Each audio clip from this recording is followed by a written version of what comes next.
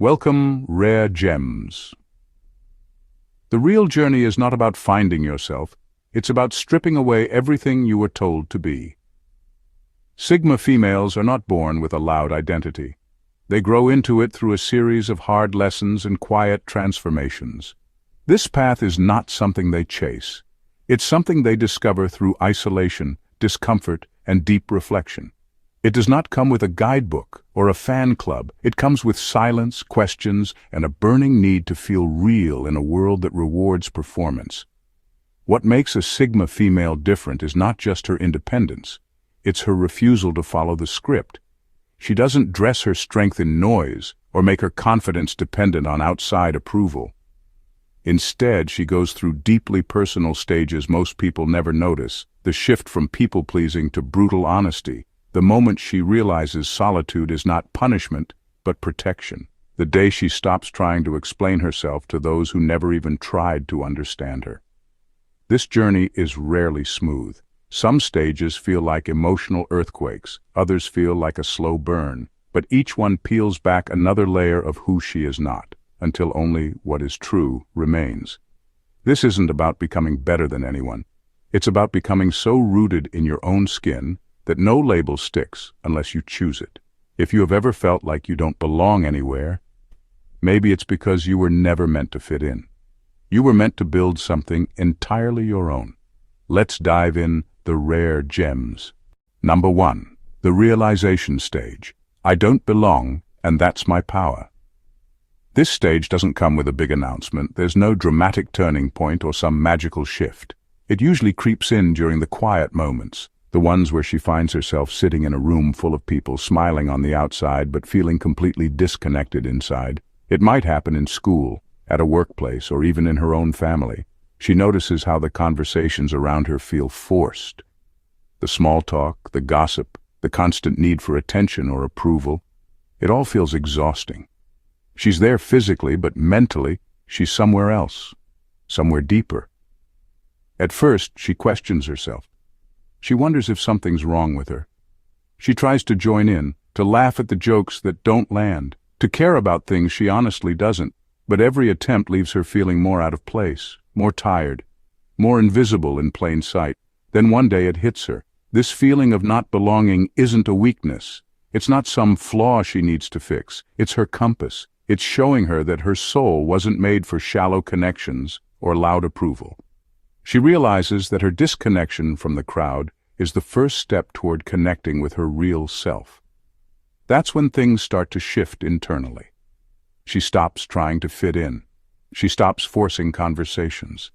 She pulls away without bitterness, not because she thinks she's better than anyone, but because she's finally figured out that belonging everywhere often means belonging nowhere. This is where her power begins, in that space of quiet rebellion, where she no longer needs permission to be who she is. While others scramble to blend in, she starts building a life that fits her soul. It may be lonely at first, but eventually it becomes liberating. That realization doesn't make life easier, but it makes her stronger. And from that moment on, she never settles for anything less than real. Number 2. The silent rebellion phase. This stage is never loud. There's no dramatic fallout or public declaration, no shouting, no speeches. It begins in small, quiet decisions that go unnoticed by most, but they change everything for her. She stops showing up to events out of guilt. She stops replying to messages that drain her.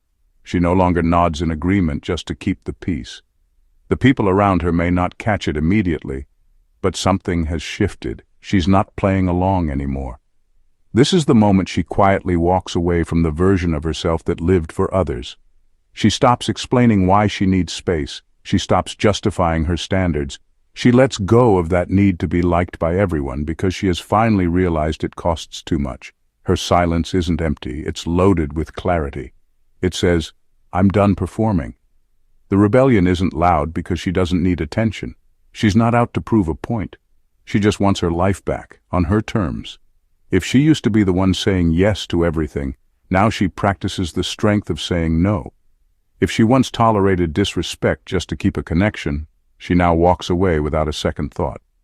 It could look like turning down that toxic friend's invite without explanation, or choosing to leave a job that looked good on paper but made her feel invisible. It could be as simple as letting the phone ring and not answering because she no longer owes everyone a piece of her time. And the best part? She doesn't try to make anyone understand. She doesn't need permission. This isn't about revenge or bitterness, it's about peace. That quiet refusal to continue living on autopilot is where everything starts to change. She begins rewriting her own rules, softly, steadily, unapologetically. This is the phase where she reclaims her power, not by force but by choosing herself in silence. Number 3, the I am not a project stage. This stage shows up after she's had one too many experiences where people looked at her not as a person, but as a puzzle they wanted to solve. It's subtle at first. The comments that sound like compliments but carry a strange weight. Things like, "You're complicated, but I like a challenge," or "I can help you open up." At first she laughs it off, tries to be polite, but deep down she starts to feel boxed in, studied instead of seen. It starts to wear on her, the way some people treat her like she's something that needs fixing, like her independence is a defense mechanism, like her silence is a cry for help, like her solitude must come from some kind of wound they can heal. But the truth is, she's not broken. She's just not built for shallow living. Eventually the switch flips.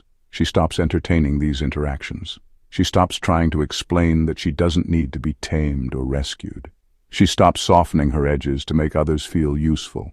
She starts drawing a line between emotional support and emotional labor.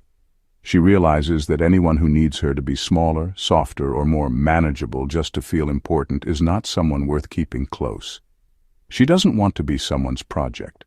She wants to be met at eye level, fully, honestly, without the underlying need to fix or mold her.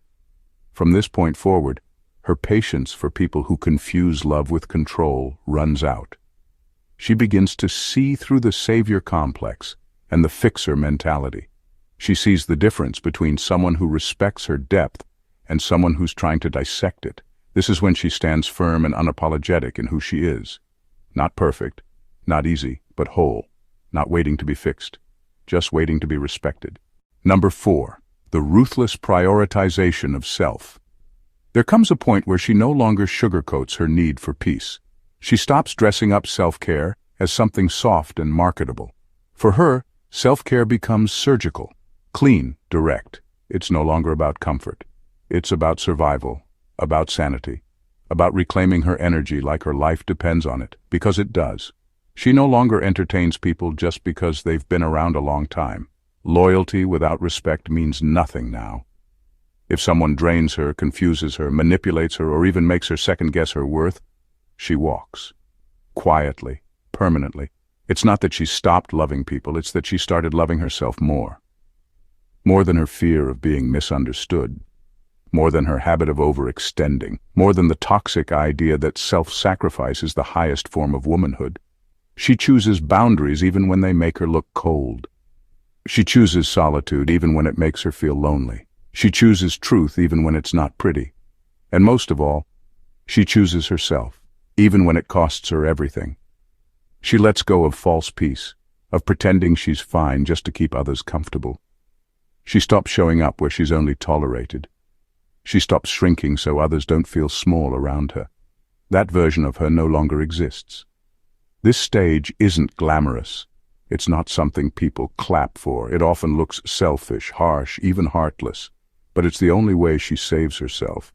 And what comes next is clarity, a stronger spine, a quieter mind, and a kind of self-respect that no praise or partner could ever replace. She finally learns that putting herself first is not a betrayal. It is the beginning of everything real. Number 5. The identity dismantling. This stage is not easy.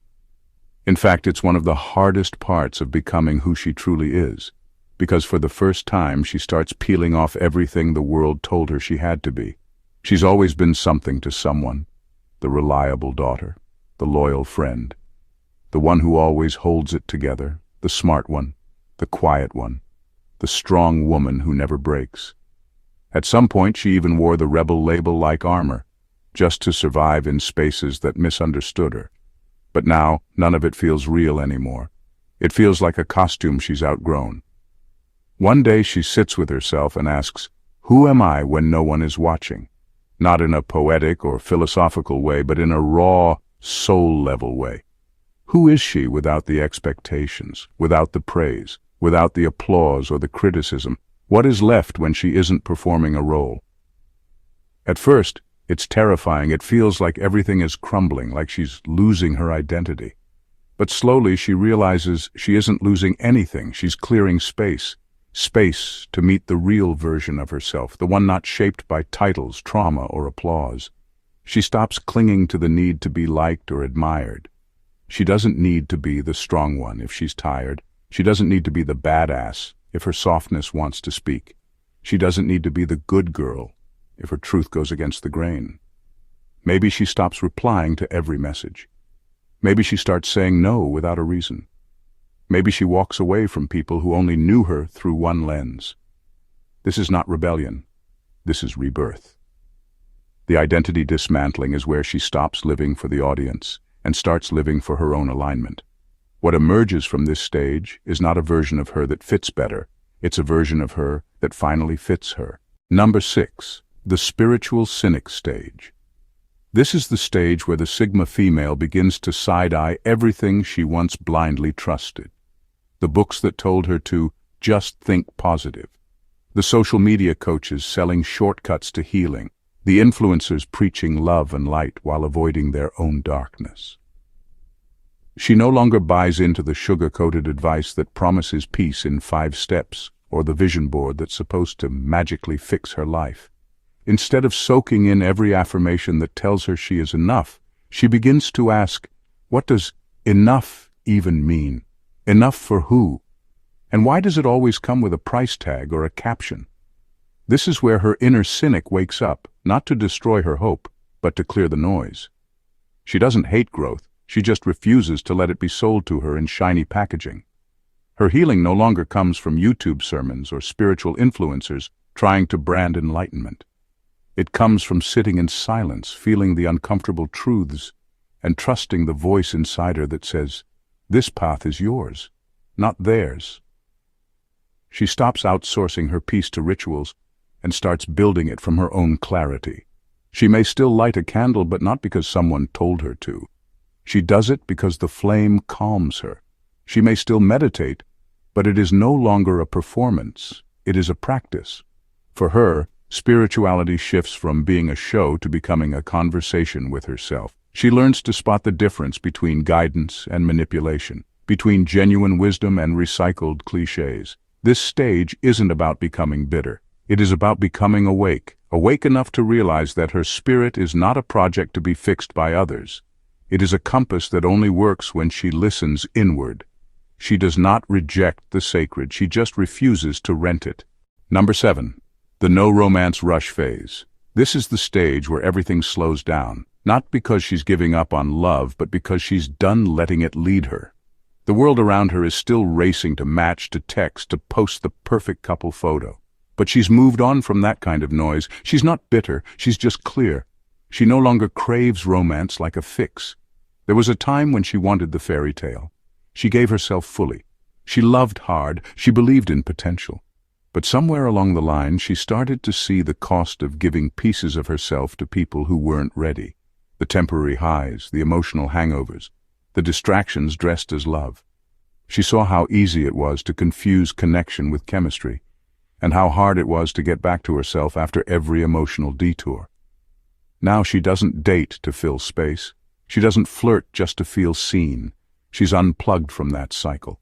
Not because she's afraid to love, but because she's busy building something deeper. Herself, her vision, her purpose. This isn't loneliness, it's clarity. It's realizing that the wrong relationship costs more than being alone ever will. So she's not rushing, not posting cryptic quotes, not waiting for someone to come save her. She's not in a season of chasing love. She's in a season of becoming someone who doesn't need to chase anything. When love does show up, it will have to meet her where she's at, grounded, focused, unapologetically whole. Until then, she's not on the market. She's not playing the game. She's walking her own path, with both eyes open and no distractions in her way. Because the chase now isn't for romance. It's for peace, for purpose, for alignment. And that to her is more intoxicating than any love story the world could sell her. Number 8, the I'm not sorry shift. This stage doesn't explode into her life. It unfolds slowly and quietly. After years of saying sorry for being too quiet, too strong, too honest, too intense, too distant, too focused, she finally stops. Not out of bitterness, but because she sees what those apologies were really costing her. She remembers the times she said sorry just for speaking with conviction, or for saying no to things that didn't sit right with her, or for needing space when the world wanted her available. She remembers how much she bent herself just to make others feel comfortable, and she's done with that. This is the shift where she stops editing herself. Not because she doesn't care about people's feelings, but because she's no longer willing to carry the emotional weight that isn't hers. If someone feels intimidated by her standards, that's their discomfort to deal with. If her silence makes someone uneasy, that's their noise to sit with. She no longer apologizes for not wanting small talk. She doesn't water down her ambition just to seem humble. She doesn't soften her voice to appear more likable. She lets her energy be as it is, quiet, powerful, and unapologetically hers. And something amazing happens. The people who used to rely on her to shrink start falling away. The ones who remain, they respect her. Not because she demanded it, but because she finally gave it to herself. She no longer lives to keep the peace if that peace costs her her identity. Her life doesn't shrink to avoid awkwardness. She embraces the fact that her truth will rattle some people. She doesn't try to fix that. This stage is not about being rude or harsh. It's about being rooted. And from that place, she stops saying sorry for who she is and starts standing firm in who she's always been. Number 9, the void phase. This is one of the most brutally honest stages a Sigma female goes through, and it's not pretty, but it's necessary. After walking away from shallow friendships, fake love, and all the noise that used to distract her, she's left with something many fear: silence. No chaos, no background buzz, no drama pulling her back in, just stillness. And at first it feels like free-falling. This emptiness is not the romantic kind you see in movies. It's raw. It's cold. It forces her to sit face to face with her unfiltered self. There's no one left to perform for, no validation to chase, no roles to play. And in that stripped-down version of life, she starts hearing the thoughts she used to silence with busyness and people-pleasing. She starts feeling the loneliness that used to hide beneath attention and noise. But instead of rushing to fill the void with someone new or something flashy, she chooses to stay in it. She leans into the discomfort. Not because it's fun, but because she knows the chaos she left behind was fake peace. That kind of chaos comes dressed as connection but always costs too much: her clarity, her time, her self-respect. In the stillness of this phase, something rare begins to happen. The emptiness doesn't stay empty. It becomes sacred. She begins to hear her own voice clearly. Her intuition gets sharper. Her sense of self gets stronger. She starts creating instead of reacting, and slowly she realizes that this quiet is not a punishment, it's a rebirth. The void phase teaches her that being alone is not the same as being lost. It's where she stops surviving and starts becoming. It's where she no longer fears solitude but starts to crave it, because in the quiet, she finally meets herself. Number 10, the minimalist mindset. This stage doesn't start with a trip to the closet. It begins in her mind. One random day, she looks around her life and just feels heavy. Not because of physical clutter, but because of everything else: the overthinking, the half-kept friendships, the constant emotional noise. She starts asking herself one powerful question: why am I carrying all this? Not just the stuff on her shelves, but the thoughts that loop for no reason, the people she keeps around out of habit, the emotional weight of trying to fix, please, or prove. All of it feels loud, too loud, so she begins clearing space. Not just in her room, but in her routines, her phone, her inbox, her heart. She starts valuing quiet over chaos, clarity over complexity. Simplicity becomes her new standard. She doesn't need 5 opinions before making a decision. She doesn't keep texts from people she no longer trusts. She stops explaining herself to people committed to misunderstanding her. And she starts saying no, firmly, gently, with no added stories. Her mind becomes sharper because it is no longer crowded. Her energy returns because it is no longer leaking. She finds that she does not need more. She just needs less of what drains her, less comparison, less drama, less pretending. Where others chase complexity to look smart or deep, she learns that real peace comes from removing the unnecessary. She no longer holds on to things just because she once cared. Now she asks, does this still serve who I am becoming? If the answer is no, she lets it go. This minimalist mindset is not about owning fewer things. It's about making space for the life she actually wants to live. One with purpose, one with clarity, one where everything and everyone has a place, and nothing is there by accident. Number 11, the mirror stage. This is one of the hardest stages, not because of what the world throws at her, but because of what she finally sees in herself. No filters, no excuses, just raw, unedited truth. This is the moment she stops blaming everyone else and stands fully in front of the mirror, emotionally, mentally, spiritually. She doesn't flinch when she sees the patterns she kept repeating, the way she gave too much to people who gave nothing back, the way she shut down when things got real, the way she masked her pain with independence or busyness or pride. She sees it all now, and it stings. She confronts the jealousy she never admitted, the bitterness she carried in silence, the time she played victim when deep down she knew better. This isn't about guilt, it's about ownership. She's not here to tear herself apart, she's here to take responsibility for her growth. The mirror stage breaks her before it builds her. It humbles her. She cries, she isolates. She even gets angry, not at others, but at the version of herself who kept avoiding the hard truths.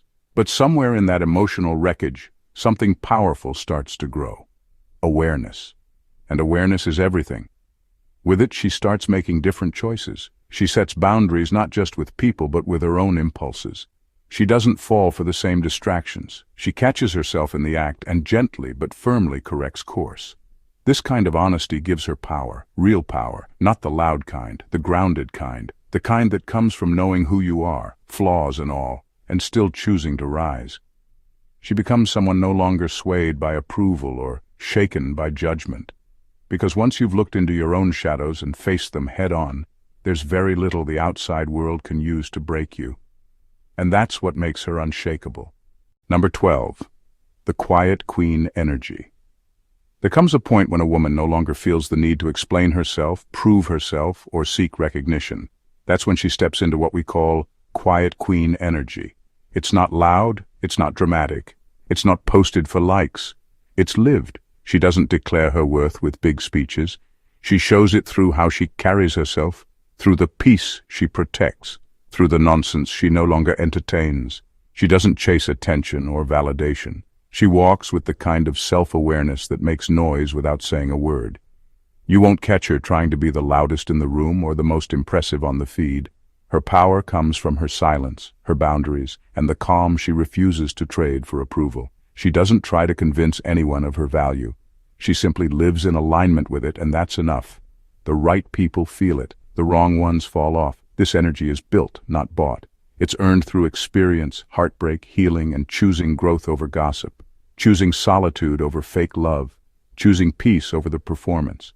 It's what happens when she no longer lets others define her. And here's the quiet truth. Real power doesn't perform. It doesn't ask for applause, it just is. So while others are busy putting on a show, she's building a life so aligned, so grounded, so clean. It speaks for her.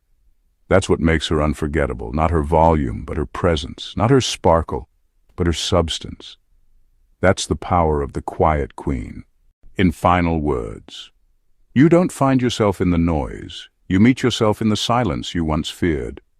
Being a Sigma female is not a role you sign up for.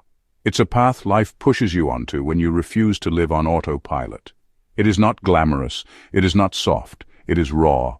It is honest. It is lonely sometimes, but it's also where your real power grows. You go through stages no one really warns you about. You question everything. You cut ties that once defined you. You burn through versions of yourself just to get to the core. And when you get there, it's not applause you find. It's clarity. It's peace. It's strength that doesn't need to be proven. You are not difficult. You are not distant. You're just done pretending. Done making yourself small. Done living a life shaped by everyone else's expectations. So if the world ever makes you feel like you are too intense or too quiet or too self-contained, remember this. You were never made to be digestible. You were made to be real. You were made to stand without leaning, to feel without losing control, to love without losing yourself. This journey will not make you popular, but it will make you powerful. Not the kind of power that dominates, but the kind that liberates. The kind that keeps your soul intact no matter who leaves. Stay on your path. It is not a detour, it is the route. Keep shedding, keep questioning, keep evolving, because every stage that breaks you apart is also building the woman you were always meant to become. Quiet, solid, unshakable, unapologetically whole. Thank you for watching The Rare Gems, and God bless you.